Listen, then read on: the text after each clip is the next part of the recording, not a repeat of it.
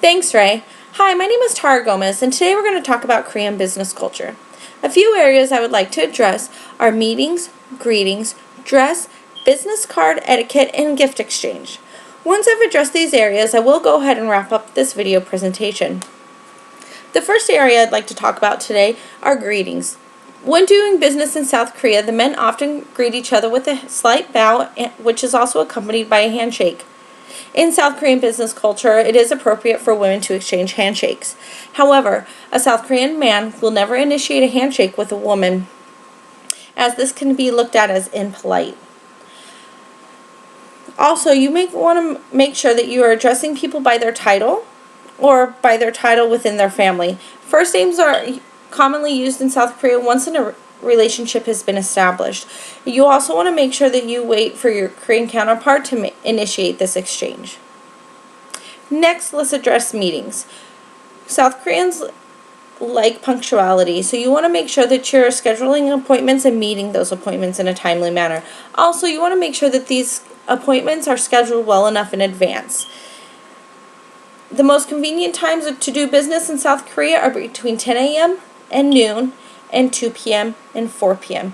Just make sure that when you're scheduling meetings, you're doing so during the appropriate hours. Also, there are certain times of the year that we would like to avoid.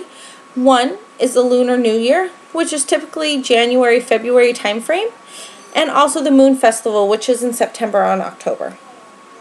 Also, once you have that meeting set and you arrive in a timely fashion, you want to make sure that when you enter it, the senior member of your delegation should enter first and make sure that they're sitting in the middle of the table.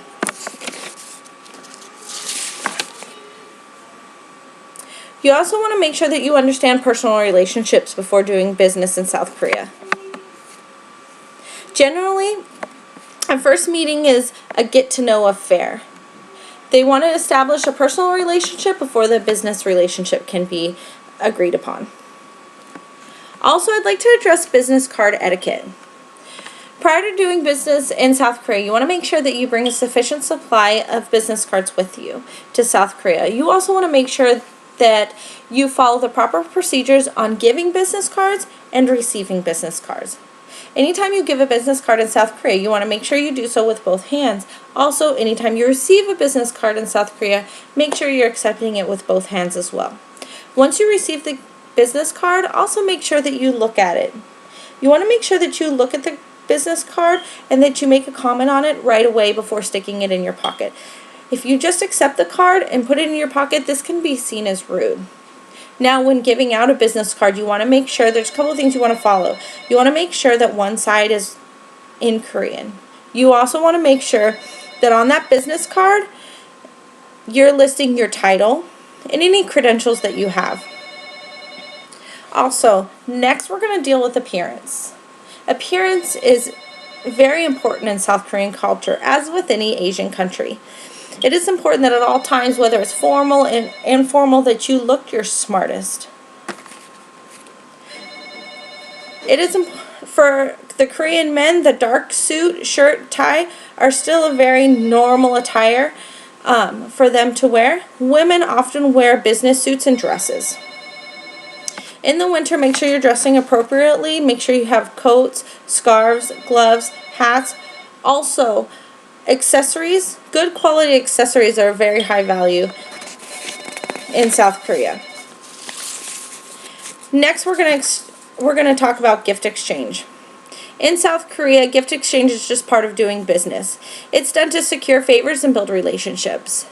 Gifts are always reciprocated, so make sure that you bring something from your native country. Initially, you want to make sure that the gift you're giving has your brand name, logo, something for the office.